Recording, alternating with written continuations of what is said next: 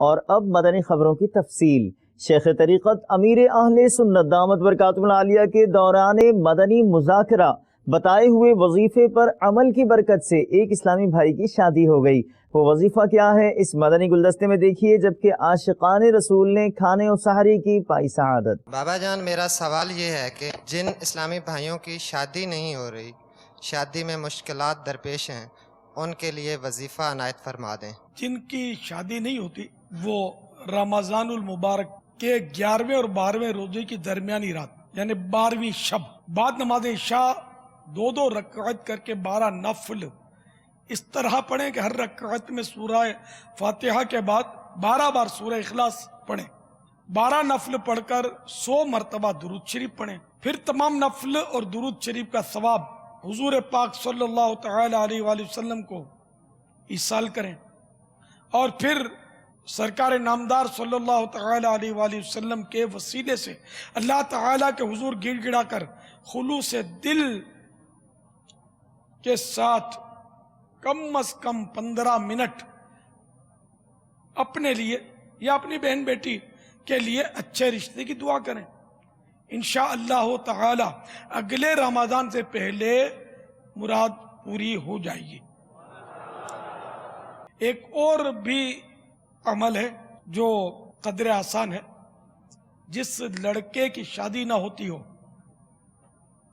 وہ مسجد میں اس نیت سے جھاڑو لگائے کہ میری شادی ہو جائے، انشاءاللہ عز و جل اس کا رشتہ جلد ہو جائے گا۔ اگر لڑکی کی نہ ہوتی ہو تو اس کا بھائی یا باپ اسی نیت سے مسجد میں جھاڑو لگائے، صفائی کرے، انشاءاللہ جلد رشتہ ہو جائے گا۔ اب اس میں یہ قید نہیں ہے کہ کتنے دن کرے، کرتا رہے وقتاً فوقتاً، اللہ کرے گا اس کی برکت سے یہ کام ہو جائے گا۔ ایک ازالہ کرنا تھا، تمام عاشقان رسول توجہ فرمائیں، فیضان رمضان صفحہ نمبر 264 اور فیضان سنت جلد اول نیچے سے صفحہ نمبر 1097 یعنی 1097 پر غلطی سے لکھا گیا ہے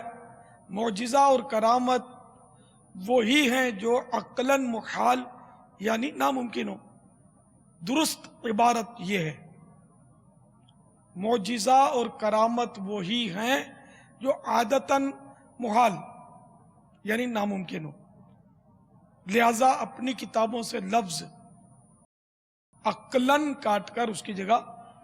عادتاً لکھ لیجئے۔ 70 گنا بڑھا گے فرضوں کا اجر اسی میں، 70 گنا بڑھا گے فرضوں کا اجر اسی میں، نفلوں کا اجر